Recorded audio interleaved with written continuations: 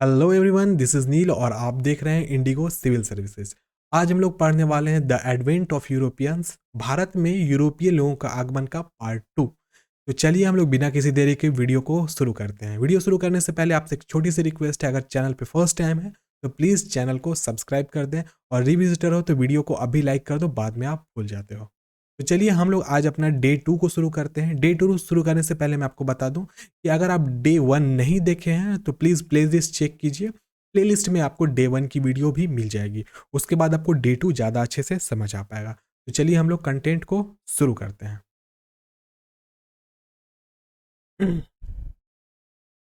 तो सबसे पहले हम लोग पढ़ रहे हैं advents of Europeans in India, मतलब भारत में यूरोपीय कंपनियों का आगमन। तो ऑलरेडी इससे पहले वाली वीडियो में पुर्तगाल को मैंने बता दिया, पुर्तगाली का आना। अभी हम लोग पढ़ने वाले हैं नेक्स्ट हमारा डच, इसको ध्यान में रखिएगा। तो एज यूजुअल हमेशा एक क्वेश्चन हमेशा दिमाग में आपके भी आता है कि जो यूरोपियन कंपनीज हिंदुस्तान आई थी, तो उनके आने का हिंदुस्तान में मकसद क्या था। तो शुरू से लेकर लास्ट तक ध्यान में रखिएगा कि जो भी कंपनी हिंदुस्तान में आई थी, सभी का एक मकसद था हिंदुस्तान में ट्रेड करना। तो पुर्तगीज़ के बारे में हमने पढ़ा, वो सबसे पहले ऐसे मतलब फॉरेनर्स थे जो हिंदुस्तान में ट्रेड करने के लिए आए थे। आज हम लोग पढ़ने वाले हैं डच ईस्ट इंडिया कंपनी को। डच ईस्ट इंडिया कंपनी बहुत ही बेहतरीन कंपनी मानी गई थी, क्योंकि इनके पास जो समुद्री मार्ग से बिजनेस करने का एक्सपीरियंस था, वो कहीं ना कहीं से अन्य अदर कंपनियों के माध्यम से, मतलब कंपैरिजन में देखा जाए तो ये ज़्यादा अच्छा था। तो डच ईस्ट इंडिया कंपनी का आप लोग फ्लैग याद रखना, VOC लिखा हुआ रहता है इस प्रकार से। हम लोग ऑलरेडी पुर्तगीज़ को कंप्लीट कर चुके हैं। और डच ईस्ट इंडिया कंपनी में जो इन्होंने इस्टेब्लिश किया था अपनी कंपनी को हिंदुस्तान के लिए, उस कंपनी का इन्होंने नाम दिया था वेरिंडिक ऑस्ट इंदेशी कंपेनाइन। तो ये एक्चुअली डच प्रोनाउंसिएशन है, ध्यान रखिएगा, सॉरी फॉर रॉन्ग प्रोनाउंसिएशन अगर ऐसा हो जाए तो। नेक्स्ट है, इसके सिंबल किस प्रकार के होते थे। तो ये VOC और ऊपर में A लिखा हुआ रहता है। ये वो अपने जो भी जहाज हुआ करते थे उसके ऊपर ये फ्लैग लगाते थे। इस साइड में आप देख सकते हो उनका एम्ब्लेम था, जिस प्रकार के एम्ब्लेम उनके कंट्री में यूज़ किया जाता था जब भी वो ट्रेड करते थे एक कंट्री के साथ में दूसरे कंट्री। ठीक है, तो चलिए हम लोग देख लेते हैं रूट। सबसे पहले डच ईस्ट इंडिया कंपनी का। वीडियो ज़्यादा लंबी नहीं रहेगी क्योंकि ऑलरेडी फर्स्ट क्लास में हमने बहुत कुछ को कवर कर लिया है। ये ऑरेंज लाइन आप जो देख रहे हो, आप ध्यान रखिएगा, यहाँ पे मेंशन किया हुआ है कि जो ऑरेंज लाइन है वो किनका रूट है, डच ईस्ट इंडिया कंपनी का रूट है। तो यहाँ से डच इंडिया कंपनी जर्मनी के लेफ्ट साइड से ऊपर ये छोटा सा प्रांत है नीदरलैंड का, ध्यान रखिएगा। नीदरलैंड यहाँ पर स्थित है, मैं इसको एन से डिनोट करता हूँ। यहाँ से वो लोग ट्रैवल करते हुए आप देख सकते हो केप ऑफ गुड होप, हमेशा याद रखना आप लोग, केप ऑफ गुड होप के पास से ही ये कवर करते थे। और साथ साथ इन्होंने जो ट्रैवल किया था वो हिंदुस्तान के सबसे पहले जो ये आए थे, हिंदुस्तान के पूर्वी तट पे ही वो आए थे, आप इस बात को याद रखिएगा। उसके बाद वो फिर पश्चिमी तट पे गए गुजरात के पास में, फिर उसके बाद इधर से वो ईरान चले गए, फिर यहाँ पर रेड सी के पास तक हो गया। उसके बाद जो हमारा इधर का फिलीपींस का एरिया है जो अभी का, इस सब एरिया में इंडोनेशिया का जो ये प्रांत आप देख रहे हो, इस प्रांत में भी वो लोग ट्रेड किए थे। तो अलग अलग जगह इन्होंने पूरे वर्ल्ड में ट्रेड किया था। लेकिन एक बात यहाँ पर क्वेश्चन आपको बनता है कि जो ईस्ट इंडिया कंपनी डच की आई थी वो सबसे पहले कहाँ आई थी। तो वो सबसे पहले आप इसको मैप में देख लीजिएगा बच्चों, ये सबसे पहले हमारे कौन से कोरोमंडल तट पे आई थी। नेक्स्ट हम लोग देखते हैं यहाँ पर कुछ इंपॉर्टेंट पॉइंट जिसको आज ही क्लास में हम लोग कवर करने वाले हैं। सबसे पहला हम लोग आज देखेंगे हिंदुस्तान में डच ने अपनी बस्तियां कहाँ कहाँ बनाई थी। दूसरा हम लोग पढ़ेंगे एंग्लो डच रिवेलरी, मतलब हिंदुस्तान में डच और ईस्ट इंडिया कंपनी के इंग्लैंड वाले, मतलब ब्रिटिश और नीदरलैंड के बीच में जो टकराव हो गया था, उस टकराव की शुरुआत कहाँ से शुरू हुई थी और किस प्रकार से एक गलत रास्ता ले लिया जिसके कारण डच ईस्ट इंडिया कंपनी को हिंदुस्तान को छोड़ना भी पड़ा था। उसके बाद लास्ट में हम लोग थर्ड लास्ट पढ़ेंगे भारत में डचों का पतन। अब इनका जो पतन शुरू हुआ उसके पीछे कारण क्या था, डिक्लाइन ऐसी कौन सी बात हो गई जिसके कारण पूरा का पूरा साम्राज्य ही खत्म हो गया हिंदुस्तान में। And last but not list हम लोग एलिजाबेथ का चार्टर को भी पढ़ेंगे कि किस प्रकार का वो लोग चार्टर पेश किए थे जिसके कारण डच ईस्ट इंडिया कंपनी को पूरा का पूरा इंडोनेशिया में बिजनेस करने का ऑर्डर मिल गया, और ईस्ट इंडिया कंपनी को पूरा का पूरा इंडियन सब कॉन्टिनेंट में मिल गया था बिजनेस करने का। तो इन सभी चीज़ों को हम लोग आज पढ़ने वाले हैं। वैसे सिंबल को आप कभी मत भूलना बच्चों, ये जो VOC का सिंबल है यही सिंबल जिसको हम लोग वेरिंग डे ओस्ट इंदेशी कॉम्पेनाइन कहते हैं, सॉरी फॉर प्रोनाउंसिएशन, ये एक्चुअली डच प्रोनाउंसिएशन है, हम इंग्लिश और हिंदी वाले इसको अच्छे से प्रोनाउंसिएट नहीं कर पाएंगे। तो ये सिंबल को आप लोग ध्यान में रखना हमेशा, क्योंकि डच ईस्ट इंडिया कंपनी कहीं ना कहीं इसी से जुड़ा हुआ है। नेक्स्ट हम लोग अभी देखते हैं सबसे पहले कि जो डच थे, डच मतलब कहाँ के थे, तो हॉलैंड जिसको हम लोग वर्तमान में अभी के टाइम में हम लोग कहते हैं नीदरलैंड, वहाँ के लोगों को डच कहा जाता है। पुर्तगालियों के आगे डचों ने भारत में अपना पैर जमाया था। तो सबसे पहले हिंदुस्तान में कौन आए थे? पुर्तगीज आए थे। उनके बाद कौन आए? डच कंपनी आई थी। और ऐतिहासिक तौर पे भी देखा जाए तो डच ईस्ट इंडिया कंपनी को समुद्री व्यापार का विशेषज्ञ भी कहा गया है। 1602 में नीदरलैंड की यूनाइटेड ईस्ट इंडिया कंपनी का गठन हुआ था। एक्चुअली ये बात एक इम्पॉर्टेंट पॉइंट बनता है, इसको आप लोग मेंशन कर लीजिएगा, ठीक है। उसके बाद क्या है, और इसी के तहत क्या हुआ, हिंदुस्तान और साथ साथ इंडोनेशिया और अन्य प्रांत में डच सरकार के द्वारा एक अनुमति मिल गई कि आप अलग अलग कंट्री में जाकर के अपने बिजनेस को कर सकते हो। नेक्स्ट हमारे देखते हैं डच की हिंदुस्तान में बस्तियां कहाँ थी। 17वीं शताब्दी के अंत तक देखा जाए तो डच की जो भी मतलब इम्पोर्टेंट कारखाने थे वो बहुत सारे अलग अलग जगह हिंदुस्तान में बन गए थे। सबसे पहला मैं आपको बताता हूँ मसूलीपट्टनम में हुआ था, ये मेंशन नहीं किया हुआ है क्योंकि उतना ज़्यादा इंपॉर्टेंट नहीं बनता है, ध्यान रखिएगा। वैसे सूरत में सबसे पहला 1616 में किया गया था, विमलीपट्टनम 1641, करईकल 1645, चिनसुहरा 1653, और ये बारानगर, कासिम बाजार, बालासोर और नागापट्ट और पटना, ये चारों जगह में एक बार में 1658 में इंपॉर्टेंट, बिहार स्पेशल के लिए इंपॉर्टेंट बनेगा कि पटना में कब डच ईस्ट इंडिया कंपनी ने अपना फैक्ट्री बिठाया था, तो 1658 में। और लास्ट में नागापट्टनम कोचिंग में 1663 ईस्वी में इन्होंने अपना फैक्ट्रीज को बिठाई थी। नेक्स्ट है हमारा डच 1596 में। ये एक इंपॉर्टेंट पॉइंट है, मेंशन कर दे रहा हूँ। क्यों मेंशन कर दे रहा हूँ? क्योंकि हो सकता है किसी एग्जामिनेशन ने पूछा था। कार्नलिस डी हैटमैन, ध्यान रखिएगा, कॉर्नलिस डी हॉटमैन 1596 में सुमात्रा और बैंटम पहुंचने वाले सबसे पहले डच मैन थे। ध्यान रखिएगा, ये इनका फोटो है, आप इनको पहचान लीजिएगा अच्छे से, दाढ़ी वाले हैं ये बाबा। नेक्स्ट है डच का सेटलमेंट हिंदुस्तान में कहाँ कहाँ हुआ था। तो डच ने 1605 में मसूलीपट्टनम जो कि आंध्र प्रदेश में स्थित है वहाँ पे अपना पहला कारखाना बनाया था। पुर्तगालियों एक्चुअली पुर्तगाली लोग तो डच से पहले थे, तो डच वाले जो बाद में आए तो नागापट्टनम पे इन्होंने कब्जा कर लिया था और दक्षिण भारत में इन्होंने अपना स्ट्रॉन्ग होल्ड बना लिया था कि जो भी बिजनेस होगा अब नीदरलैंड के और इंडिया के बीच में वो कहाँ से होगा, अब नागापट्टनम से ही होने वाला था। नेक्स्ट है डच और भी जगह हिंदुस्तान में बनाए थे अपने मतलब जो भी उनके फैक्ट्रीज थे, गुजरात में, उत्तर प्रदेश में, बंगाल, बिहार और साथ साथ पूरा का पूरा कोरोमंडल तट पे उन्होंने अलग अलग जगह पे फैक्ट्रीज की स्थापना करी थी।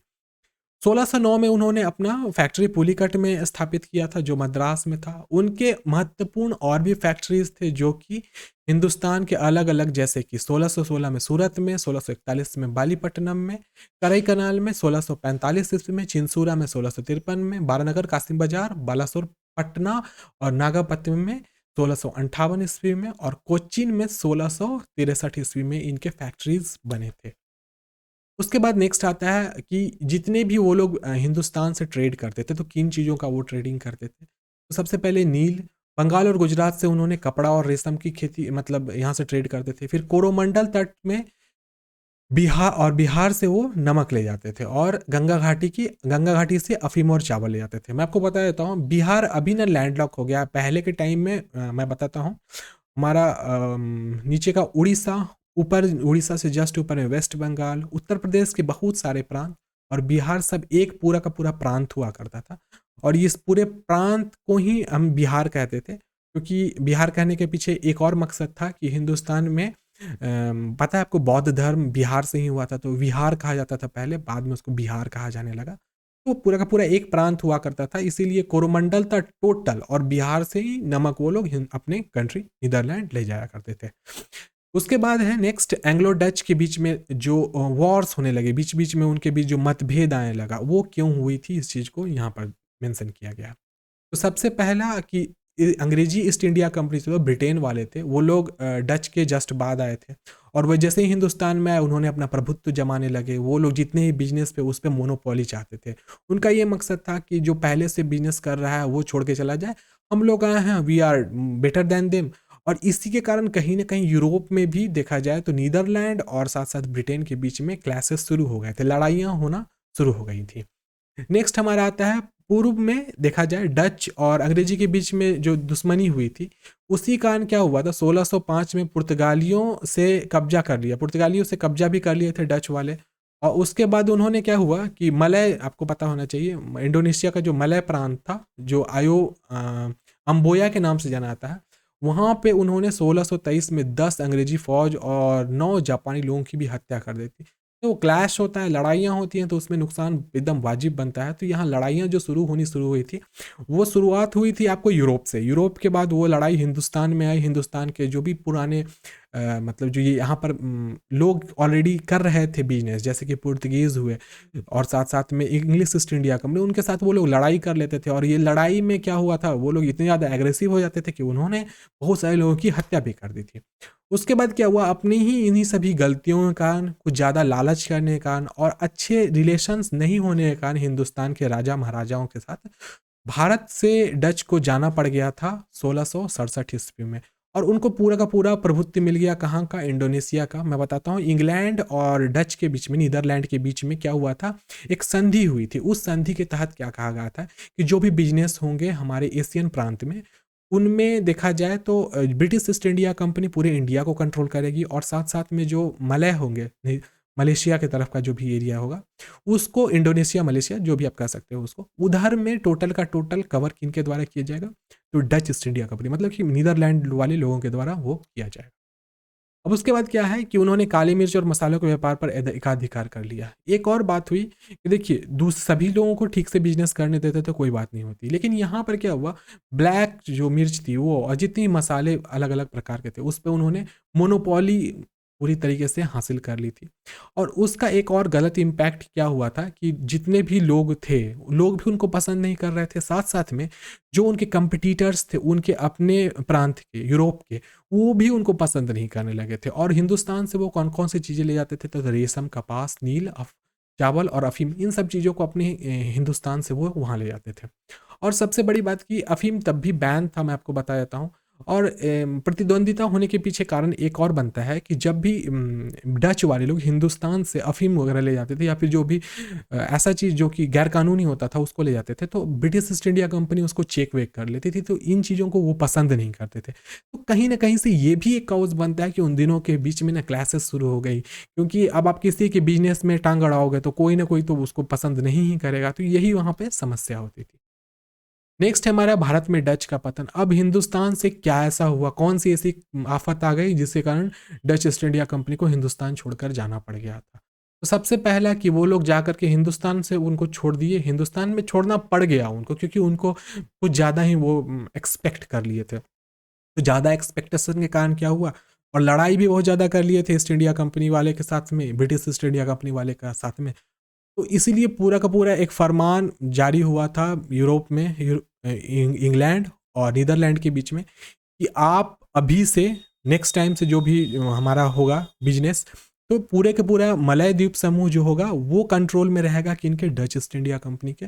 और पूरा का पूरा हिंदुस्तान का जो प्रांत होगा वहाँ से सिर्फ मोनोपोलाइज्ड बिजनेस चलेगा किनके द्वारा, ब्रिटिश ईस्ट इंडिया कंपनी के द्वारा।